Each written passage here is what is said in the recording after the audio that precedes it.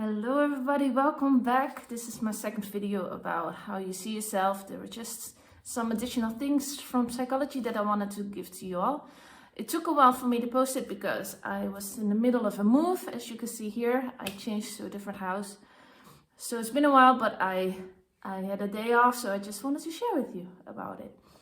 So your mind has a lot of influence on who you think you are, and that means also how you live your life, how you stand in your day-to-day basis, how you act, how you react, everything. So how you see yourself has a huge impact on your life. But how do you see yourself? So in the last video, I talked more with some exercises that can help from a faith perspective. But I also wanted to give you just some hints from psychology that can help. There's a lot of wisdom in psychology, and I know there are beautiful exercises and protocols that can help you with your self-esteem. So it's too difficult for me to do that here, and it's also not good, of course, because I want you to have the full personal experience of a psychologist who can help you personally. But just as a startup or like a little glimpse of what we give, it can help you maybe with your day-to-day basis, or maybe it helps you to take that step to find some help. So here are some tools. So in psychology, I did cognitive behavioral therapy, and that means that you go into what do you think. And the Bible also tells us about what you think has an influence on your life.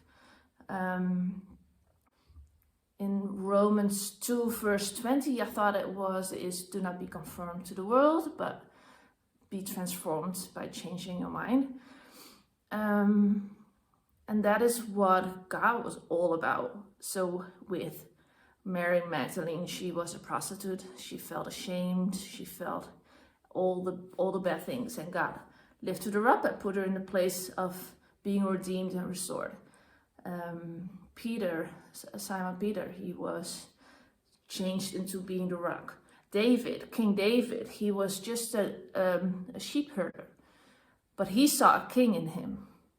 His brothers, they didn't even invite him in to see if he would be fit for a king. They didn't invite him in. He was just like herding the sheep.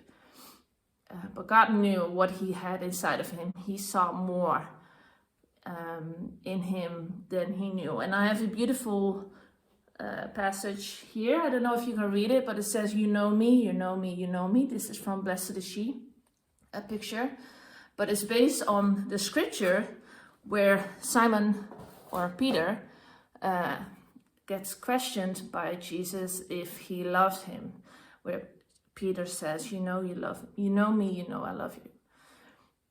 Jesus knows you. He knows the true you. He knows who he created you to be, and he knows what's inside of you. So something that can help from psychology to stand in that person of who you really are, to stand in the dignity, to hold on to it, because it's really hard. Like, we are surrounded in a world that throws at us that we are not good enough, but we are in his eyes. We are so loved, so adored, so precious. And that's what Jesus calls us to stand by it, to live by it, and to be that light of the world, the salt. So in psychology, there's this protocol.